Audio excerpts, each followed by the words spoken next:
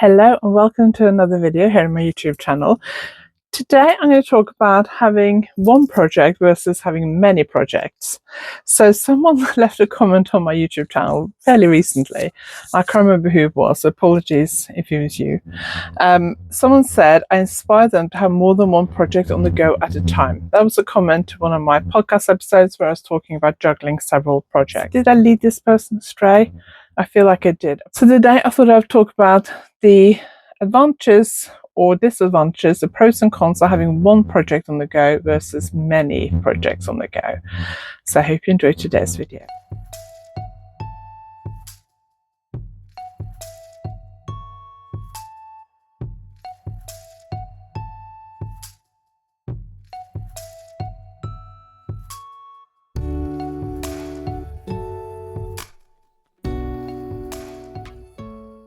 If you're new here, my name is Anniken. I design knitting patterns. I teach knitting workshops online and in person, and I sell yarn through our website YarnAddict.co.uk. If you like this video, please give it a thumbs up, and if you haven't subscribed yet, please consider subscribing. Today I thought I would talk about the advantages of one project on the go versus many on the go. I watch a lot of YouTube videos, and I've seen people knitting podcasts where people have as many as 30 projects on the go. For some of us, that would make us hyperventilate, I think. My mum always used to comment on the fact that I always had more than one project on the go, and kind of like, why do you always have so many projects on the go? Isn't it better to just finish one thing at a time? She always tends to just have one thing on the go at a time, and then when she's finished that, cast on the next thing. I tend to have loads of projects on the go at a time. So when I used to knit, when I lived in Norway as a teenager and in my early 20s, I used to focus on one project. When I finished that, I'd buy yarn for another one. And then I had a break from knitting for a few years. Then I got back to it about sort of 20, 25 years ago. And from then on, I got more and more into having several projects on the go, partly because I joined online knitting groups. I realized that having more than one project on the go is quite common, but also because of the work I do. So I now design knitting patterns. So quite often I will get a deadline. So I'll be working on something that I'm planning to self-publish, or something that's for me, usually something I will self-publish.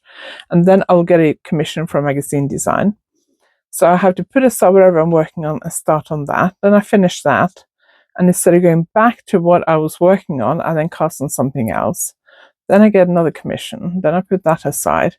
And then sometimes I find myself with more projects than I'm comfortable with. I used to have quite a lot of projects on the go. If I fancy casting on something new, I would just cast it on. These days, I do prefer to focus on fewer projects. If I have too many projects, I do find myself a little bit overwhelmed with it. So I'm going to talk a little bit about the pros and cons of one project versus many projects. Sometimes I start a new project because I need a pattern for a workshop, for example, and I put aside what I've been working on. The problem with having many projects on the go is that it's easy to lose track of what you're doing. So you're working on something, and then you put it down to work on something else, and then you pick it up maybe a few days later, a few weeks later, a few months later, a few years later. I'll also tell you later about my longest lasting WIP. WIP is work in progress. So if you have loads of projects on the go, you can just pick where you fancy working on. So if you fancy something complex and takes a bit more concentration one day, you can probably have that in your WIP pile. If you want something easy, you probably have that. If you're tired, for example, or you're watching something on telly that you need to focus a bit more on. If you need some out and about knitting, maybe you have something easy there you can knit on the go. You may want a bigger project or a smaller project. So it's easy to pick something that's suitable for whatever you fancy, whatever you're in the mood for. The cons for that is that it's easy to forget projects. Something gets left for too long and you kind of forget it's existing. You spend more time working out where you are. So you pick up a new project that you may not have worked on for a few weeks or months, and you can't remember where you were. Have you finished a sleeve? Are you on the first sleeve, on the second sleeve? What were you doing about the neck shaping? And it takes you longer to get back into the rhythm of things, because you've got to work out where in the pattern you are. You may have forgotten the stitch pattern, which I tend to memorize stitch patterns fairly easily. Depends a little bit on what it is, and if I've gone a long time without working on something, I forget where am. Like I picked up one project recently which has been on the go since September last year. I think I cast it on before YarnAddict in September last year, and I filmed this at the end of April, and I had 1.5 or 1.25 sleeve probably left to do. A few weeks ago I talked about it on my podcast, and I thought I'd finished one sleeve, and then I picked it up a few days later and thought, oh no, I've only just started the first sleeve. It's easy to lose track of where you are, and you feel like you're not accomplishing anything, you're not finishing anything.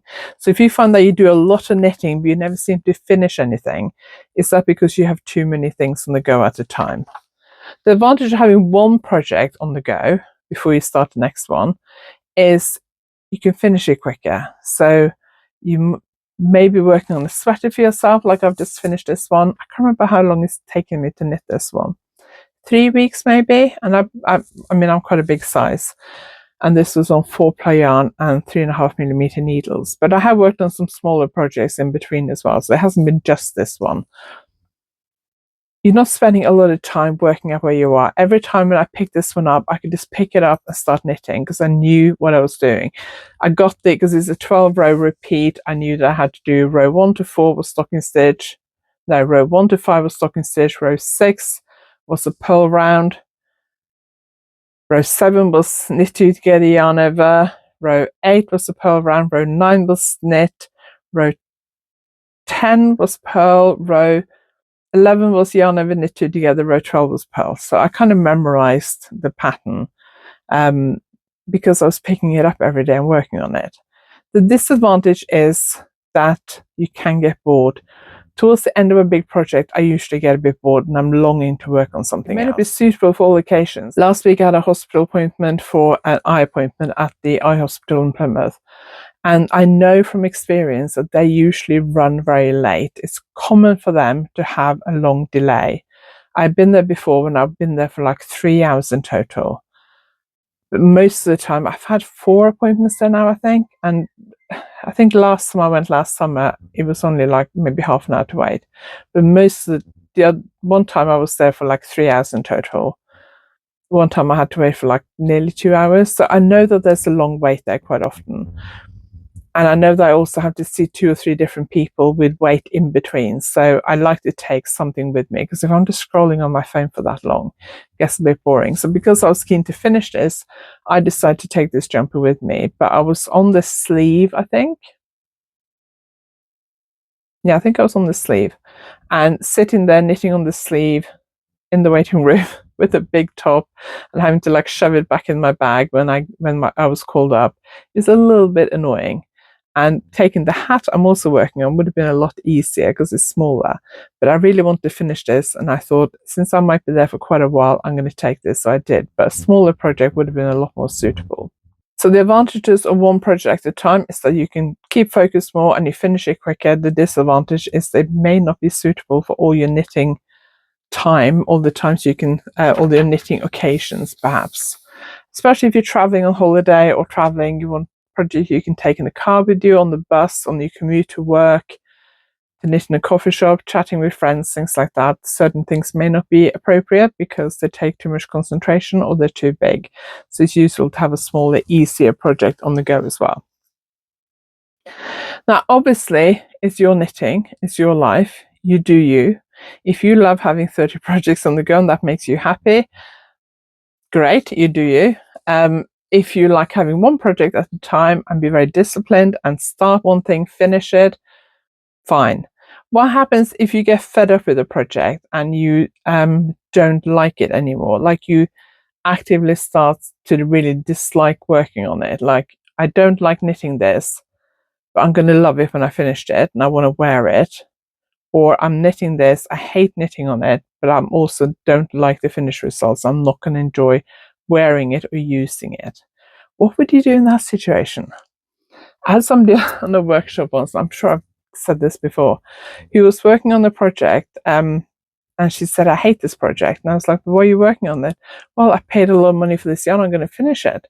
I was like, but why, if you hate it? You could just give it away, unravel it and use it for something else. And she said, no, I hate the yarn, I don't want to use it for anything else. And I don't like this pattern. It was a mystery pattern, I think. But she was determined she was going to finish it. So she sat there complaining about it and forcing herself to work on it. And I was like, why? If you hate it that much, even if you just give it to a charity shop half finished, somebody might pick it up and finish it, especially if you leave the pattern with them. Or ask at your knitting group or online, or somebody fancies having it and knitting it. I'm sure somebody would take it off your hands. Yes, you might feel a bit like, I wasted all this money on the yarn, I should finish it. There's no point finishing something if you know you're not going to use it and you're going to hate it. It's either going to end up cluttering up your living space and you're going to feel resentful, or you're going to end up giving it away anyway. So unless there is a very specific reason why you feel you should finish it, I would seriously consider, if there's a project I really, really hate and I'm not enjoying and I don't want to finish it and I don't think I'm going to like it, I would prefer to ditch it halfway than to force myself to finish it. Obviously, I do a lot of magazine commissions. I knit stuff that I design. Sometimes I've been in situations where I've come up with an idea for a design and I've submitted it to a magazine, they've commissioned it, and then as I'm working on the deadline, I realize I don't really like it anymore. Just a bit awkward because it's my design. Or I don't like the yarn the magazine has sent me, or I don't like the color or color combinations they've sent me. And I must admit, I do react quite strongly to color. If I don't like the color or the feel of the yarn, I'm not going to enjoy working on it. But if I've committed myself to a magazine or a book publisher, a yarn company or whatever, I'm going to decide and knit this thing for them, then I have to finish it because they're paying me to do it. So I have to finish it. I can't just say, sorry, I don't like this anymore.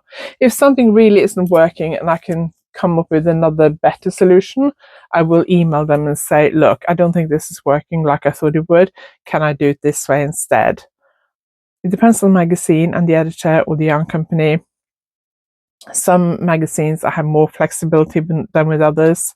The editors would probably just let me change it, but sometimes they've asked for a very specific thing and that's what they expect to get, and that's what I have to deliver. Just because I've decided I don't like knitting with orange yarn. Orange is probably my least favorite color. Send me pink yarn or purple yarn and I'll knit anything. But if you send me orange yarn, I'm likely to think, ugh, I don't like this. And it's purely because of the yarn color. But also, when I'm knitting stuff for magazines, I'm not knitting stuff that I'm going to wear. It's all most of it is a size 10. It's never going to fit me. So it doesn't really matter what color it is. But if I committed myself to doing it, I have to do it. So my situation is a little bit different than most knitters.